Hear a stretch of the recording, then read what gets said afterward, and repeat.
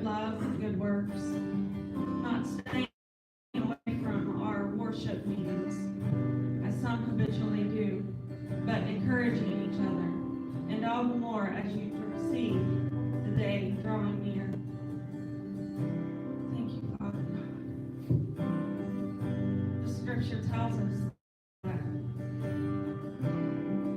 we can have a boldness to come before Him because the veil was torn. His flesh was torn, and there is no longer separation. There is no longer a separation between Him and us.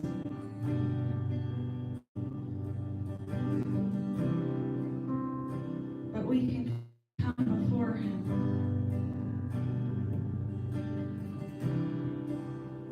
and we can worship Him. We can draw near to Him. We thank you, Jesus.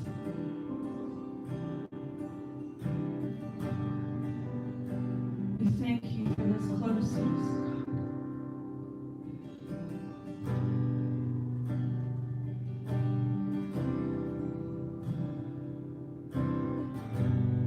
We thank you that we can come boldly before you.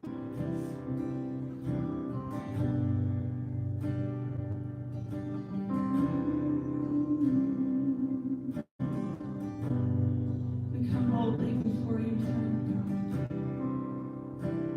to worship you, to praise you.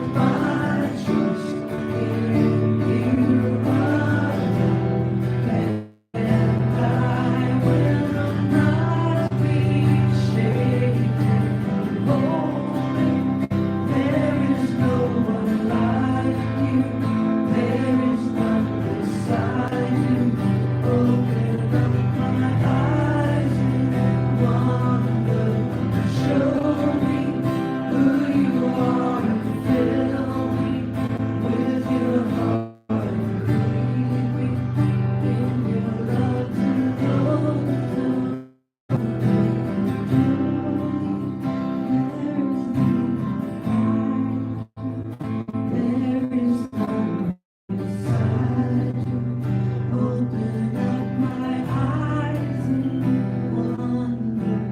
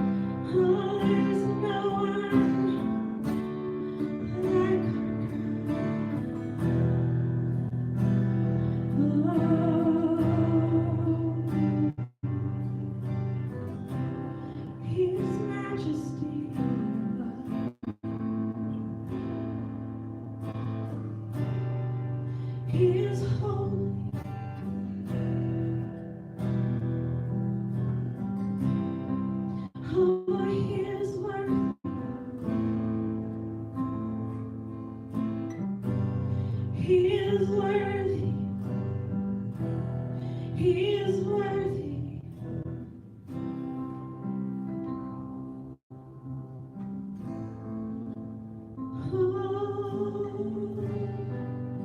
He is worthy.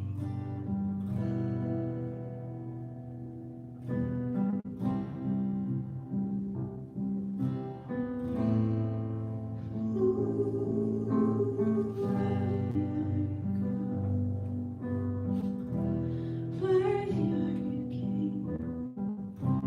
Worthy are you,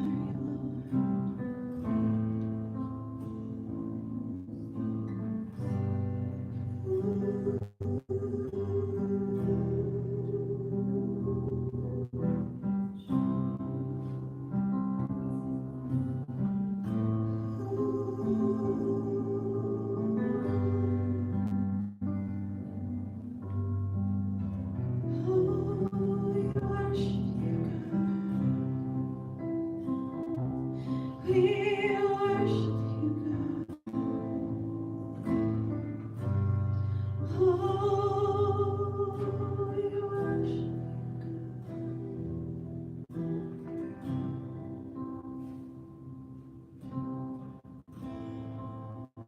Oh, you are worthy of my praise, worthy of my praise. Oh, you are worthy of my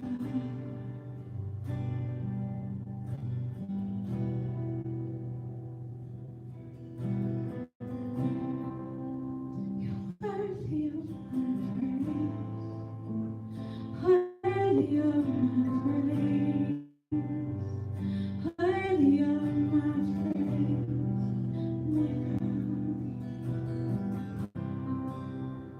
worthy of my praise.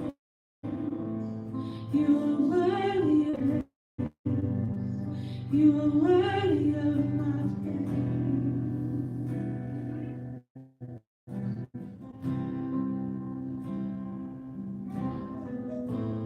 Oh, you are worthy of my praise.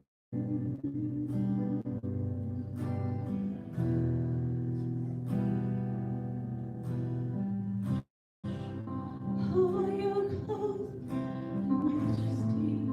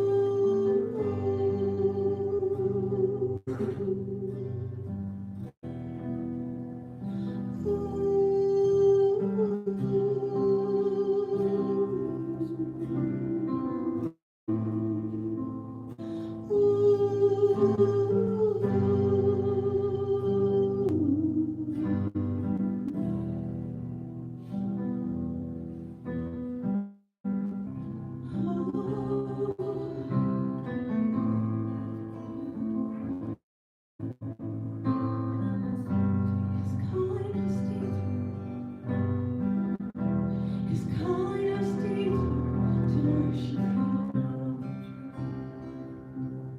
He's calling us deeper. He's calling us deeper.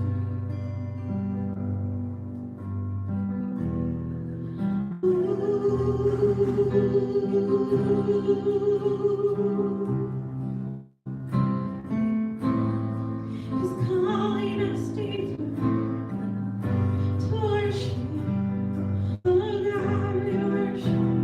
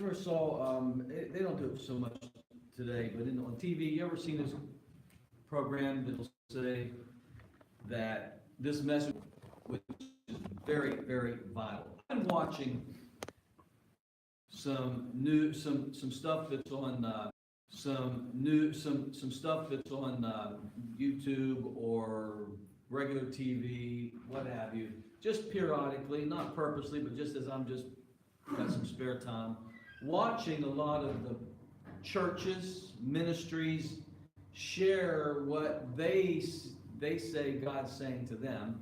And so it's always nice to maybe hear what God is speaking to some other people or some other churches, and it helps at times. And the trend that I'm seeing that's not very good is that everything is about the lamps. It's about the outward, it's about the doing, it's about the work, and that's all good. There's nothing wrong with that. But you'll rarely hear today, now that doesn't mean nobody's preaching it, but rarely will you hear people talking about intimacy, worship. Now, I'm not meaning teaching on worship or teaching on intimacy, but more so sharing what the Father is after, why we're created. And one of the things that impacted me back in the 80s was this book by A.W. Tozer, Whatever Happened to Worship. And one of the statements he says, and I'll just read out of it real quick. He says, Christian churches have come to the dangerous time predicted long ago. It is a time when we can pat one another on the back, congratulate ourselves, and join in the glad refrain, we are rich and increased with goods and have need of nothing. It certainly is true that hardly anything is missing from our churches today. Now, he wrote this in the late 50s, mid to late 50s. God, if he was alive today, I don't know what he would do. I know he keeps rolling over in his grave if he can see what's going on today. He says, it is certainly true that hardly anything is missing from our churches these days except the most important thing. We are missing the genuine and sacred offering of ourselves and our worship to God and Father of our Lord Jesus Christ. He says, we're building great churches and large congregations. We're boasting about how high our standards are, and we're talking a lot about revival. But I have a question. He says, and it's not just rhetoric. He says, here's the question, what has happened to our worship? Now, he's quoting from this particular guy, and I've never heard of him, but this guy wanted to learn about God, to go to church, but he didn't get anything, and he turned to philosophy. And this is what he quotes. Not recognizing the fashionable God who was taught me, who was waiting for my soul. He says, I was never taught him who was waiting for my soul. He says, I needed a creator, and the church gave me a big businessman. And that echoes. People come to church for help. People come to church to meet their creator because they know the only thing that's going to work in their life is getting the one who created them back in their life. And when they come to church, they want to meet God, but what they do is they meet a taskmaster called the pastor telling you, his subjects, what you need to do. And they always say it's for God, but I've watched the trend. I'm not an idiot, and you can do it. Do your homework. Check it out yourself. All their messages sound good, but it's always designed to get you to do more for them to build their ministry, to build their church. Oh, we need to love one another. When people come in here, we need to love, and we do, and that sounds great, but why do we need to love? I got to keep the people here. Because if somebody comes in here and they don't feel loved, they'll leave. Now, that's not a wrong message, but what's the motive behind it? Does he really care about the individual? When I hear pastors say things like, I want my church to get to 5,000 by 2020.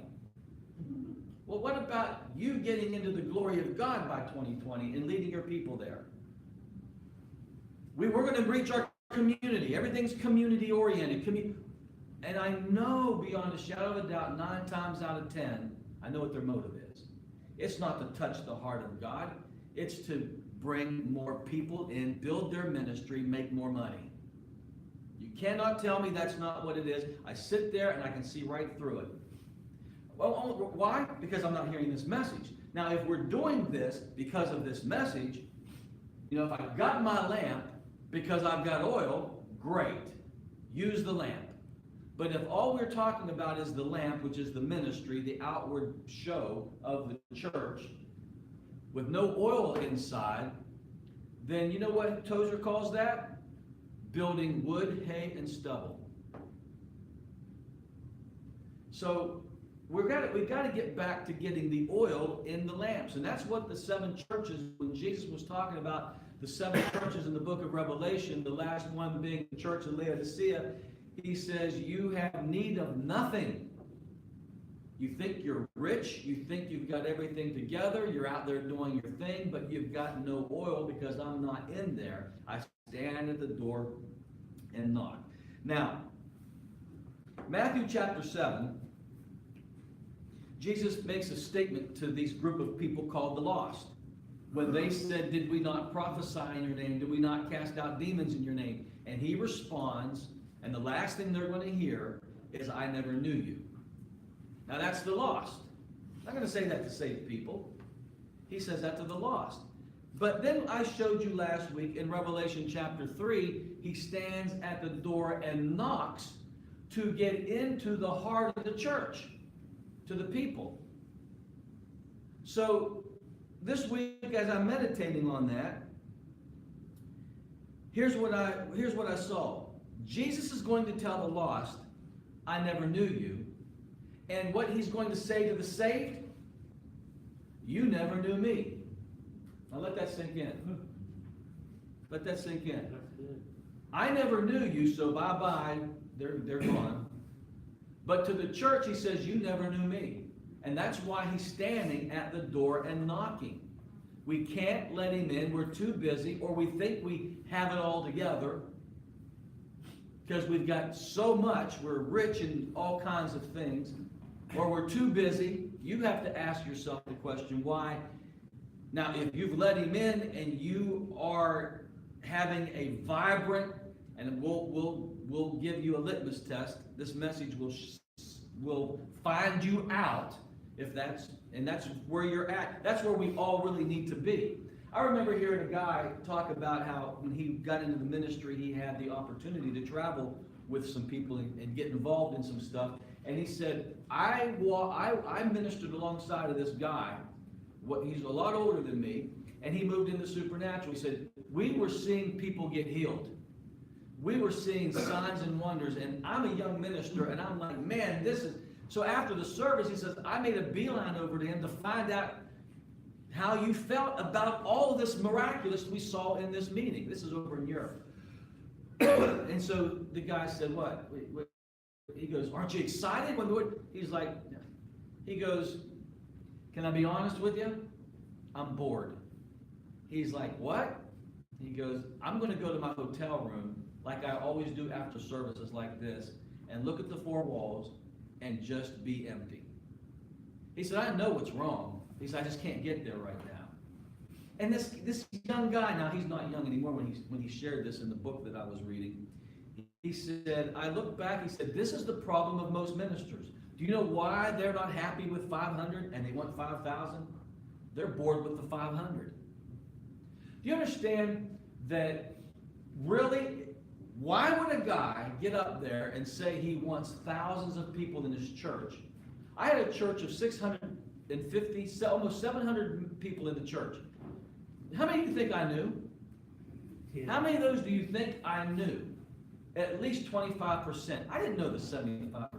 Why are they there? I'm not relating to them.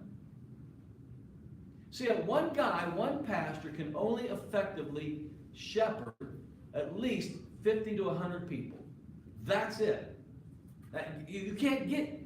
Do you realize the people that I had in that church, it would take me, if I went to your house, somebody's house every Sunday to have Sunday lunch, just so I can visit you and get to know your family. It would take me, in the little church, which is not really little, but 700 people, it would take me about 4.5 years to get to you, and then I wouldn't see you again for 4.5 years. And that's meeting in the homes once a week, one family a week. It would take me 4.5 years. You'd never hear from me. And I'm bragging them. I want 5,000 people. What am I going to do with them? Huh? Oh, well, we have other. If I have 3 pastors, more than likely you're here because of me, not them, right or wrong. Right. You came here because of the guy that's preaching and teaching, not somebody that just got out of Bible college that I've got over a group of. That doesn't work.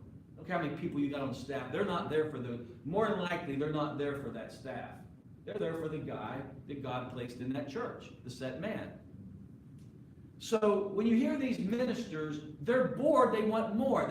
And it's not enough that this happened, they want more and more, and they'll never be satisfied. And if they were really truly honest, as I was with myself, and I walked away from the ministry in 1996 because I said, all I am is a CEO of a big business. That's it. There is no spirituality here. Everything is so flesh and carnal, and we're running this church like we run a business. Well, why not? Most of the elders were businessmen. So I'm not going to replay that game again. I'm not going to go back and walk that walk again. This is not a business. This is not a professional organization or ministry. This is a bunch of people who should have a heart after God, and that's about it. Amen. Nothing else. Now, I'll prove that to you here in a minute. The church reminds me, so we don't even have our language right when we're talking about this intimacy, this relationship. Because if you read the Song of Solomon, you're going to get lost because you don't know that language. When you look at the Psalms of David and you hear him talk about how much he loves God, Randy closed with a song that she wanted you to repeat after her, and it was, I love you, Lord, or something like that. What? I love you, my Jesus. Now, how many of you honestly felt awkward singing that in the first person? It's easy to sing stuff in the third person when we're doing it. We love you. We need you. We this. We. But when you get down to I adore you, can you say? Is that just foreign language to say I adore you? I worship you. Your majesty, your beauty. Is that common language, or is that foreign language? It's probably foreign because you're not hearing it. You're not hearing it. Even in worship, like I said, it's a corporate. We're doing it together. But really, if you were singled out by God, say, now do that to me personally. It's me and you now. Me and you now. Just me and you here right now. Talk to me. I need that projector. Where's Randy? Where's Daniel?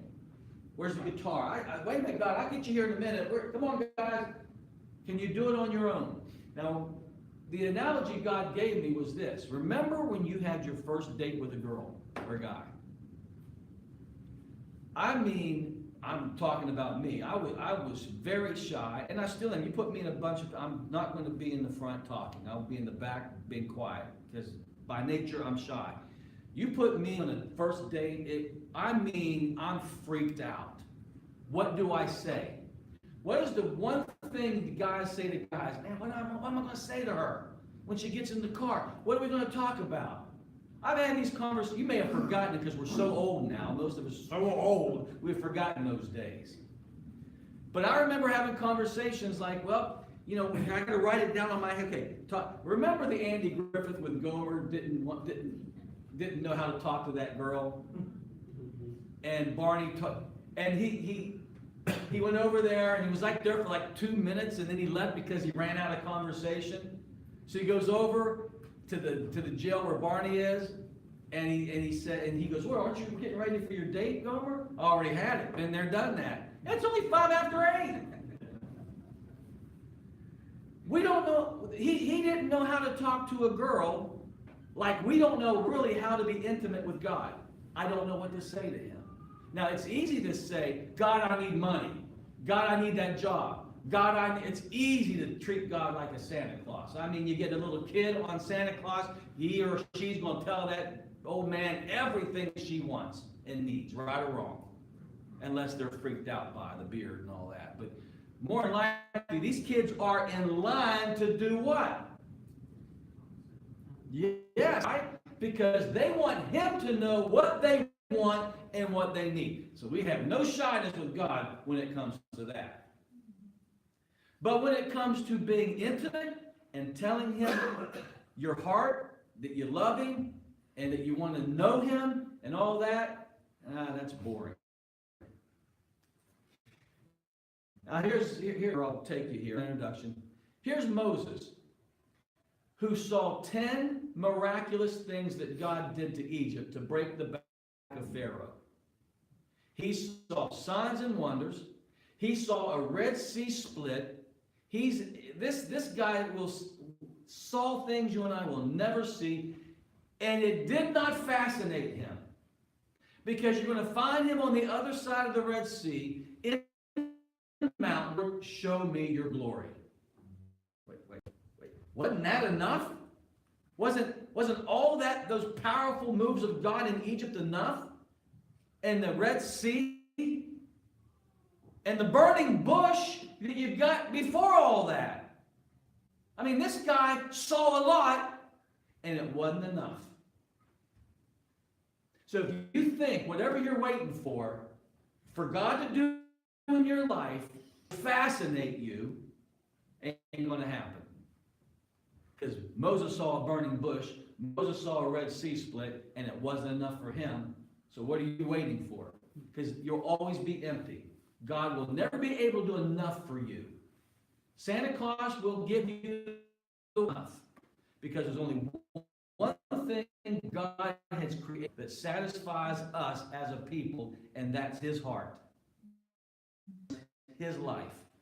And he wants it. That's the encounter that we ought to be having. But enough to keep our, and we ought to always be encountering him.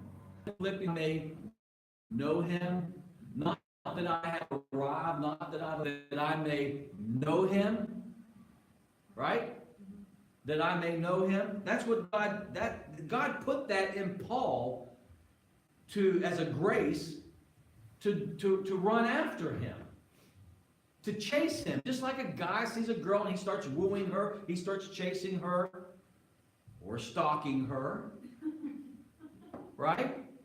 That's what he wants. He wants to draw us. So he puts that grace in our hearts. So that he's not asking, well, I'm not a lover. I can't do this. Oh, yes, you can. Because that's the whole purpose of putting his Spirit in you. You don't have a clue how much of a lover you are to God. You just haven't tapped into it yet from this angle. So what I'm going to show you, and I started this, well, let me stay in my introduction here. We'll get to the message real quick. Won't be long. Question. What's the reoccurring prayers that you find yourself repeating daily, weekly? What is the top 10 prayer requests that you have? You're the only one who can answer that. So think, well, you know, I'm always asking for money.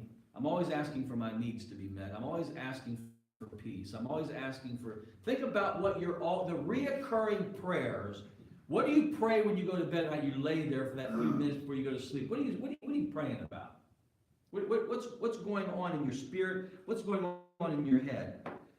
So what's the main one? What's the one right now you're really pulling on with God? You're really interceding. You're going after God with it. What is it? I'll tell you what it probably isn't. That I may know him.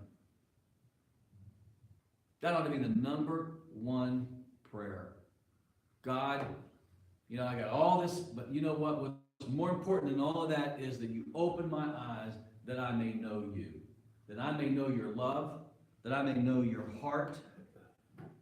That I may be a lover of God. Help me be a lover of God. Is that something that, is that off the charts? Is that something that we should pray, or is that something that God even wants? Look at Ephesians chapter 3. You there? I want to show you something. Chapter 3, and look at verse, let's start with verse 7. That for you, that Christ may dwell in your hearts through faith. That you being what? Are you rooted and grounded in love? This is the love relationship. Are you rooted and grounded in love, that you may be able to comprehend with all the saints the width, length, depth, and height, to what? To know what? To know the love of Christ, which passes knowledge. So your knowledge, the love of God surpasses your understanding. I look at so-and-so, hey, so-and-so loves you. I understand that. She loves me. He loves me. I get that. But I can't get that love.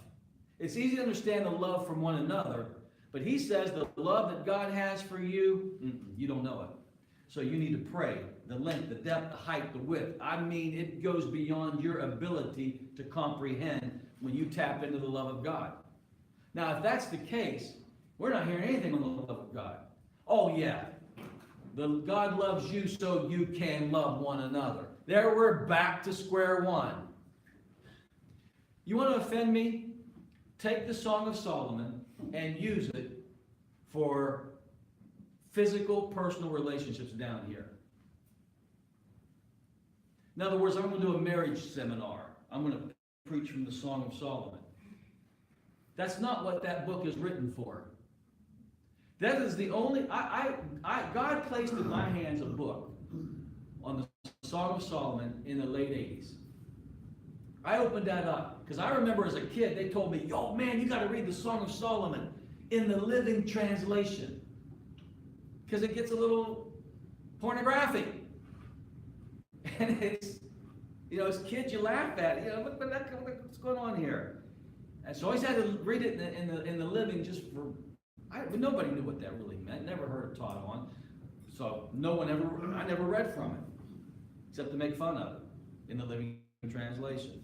But anyway, so I get this book in my hands and I'm like, oh my God, I can't believe what that book is about. So I taught on it, I don't know, early 90s. I had a Bible study here in Fairmont. We came back from Arizona, and I was doing a Bible study, and I wanted to teach that because I've always been about intimacy and love and in that deeper life message ministry. It's always been a part of that's why I said when I read this book by A.W. Tozer, and I got this also when I was living in Arizona in the late 80s. And so God always was placing these words or books or whatever about intimacy. So it's always been a part of my, but I didn't really know. I'm trying to see without, or seeking him, because I'd see my sin and go through all of what you went through probably when you were without grace, or at least the understanding of grace. So, anyway, this has been something that the Song of Solomon, and the Song of Solomon is the only book that I've preached through 3 times. I haven't even preached through Galatians more than once, and I'm really great at Galatians. I've studied it enough, but I've only preached through it once. Romans, once. The other book have I preached through more than once, but the Song of Solomon. Because that's what God always cycles me back to that. Because he says, yeah, I'll let you talk about the lamps, but we're going to get back to the oil. It's always got to go back to the oil. And you got to cycle it back around to the oil, which is intimacy, right? You understand the symbolism there. So Thursday night, here's where I want to jump into this. Thursday night, Matthew 5:48 we looked at, where Jesus said, be ye perfect as your Father is perfect. And we read that and go, no way. Right? Because we have sin, and I can't be perfect, because nobody believes in sinless perfection. Now there's another scripture I want you to turn to. Matthew chapter 22. Watch this one.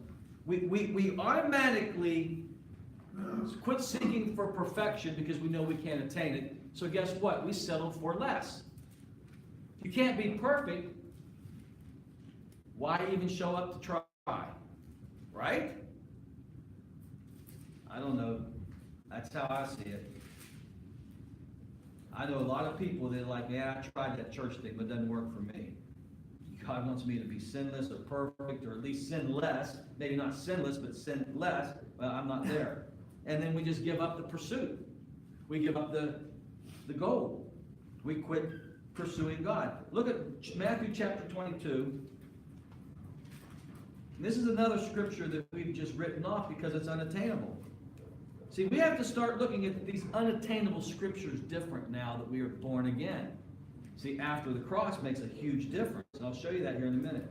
Part of what we're doing on Thursday nights, you'll see. Matthew chapter 22, and look at verse 37. Jesus said to him, "You shall love the Lord your God with all your heart, with all your soul, and with all your mind. This is the first and great commandment." Well, nobody can love the Lord with all their heart. There's always going to be a part of you that's holding something back. Our love toward him is not perfected or perfect, but his love toward us is perfected, right? So we look at that and go, well, nobody can do that, and so we don't even pursue it. But what you have to understand is, once you're born again, remember, this is born again, you become a lover. You can love now the way he's asking, in and by his grace. This is unattainable without grace. Oh, we hear a lot about grace, don't we? But what we don't hear about is the grace to be a lover of God. The very and only thing he'd want more than anything out of your life is your love toward him. And you can do it because the Spirit of Christ is in you.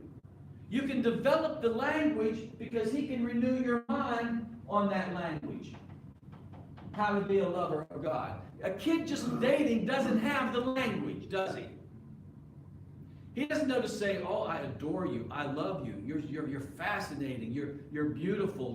He doesn't know how to talk intimately yet, does he? But he'll learn as he spends time with her, right? As you spend time with the Father in worship, you'll learn the language. Read the Psalms. Read Song of Solomon. You'll learn the language of love with God as you learn the language with one another. And you won't feel awkward when someone says, "Sing this song," and tell Johnny, you're ready to do it going on, you and him. You got that relationship happening. Does that make sense? So, I can't be a lover of God. But because of his grace, I am a lover of God. So what does God want? Song of Solomon chapter 7. What is God? Am I off the charts here? Am I just being wacko? Or is this what is God wanting from us? Now look at Song of Solomon. Go to Song of Solomon. After Proverbs, after Psalms. No one knows where that book is because nobody looks at it.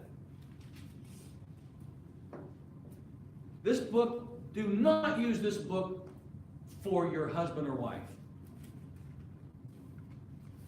Well, what about my marriage? I'm going to tell you something right now about love.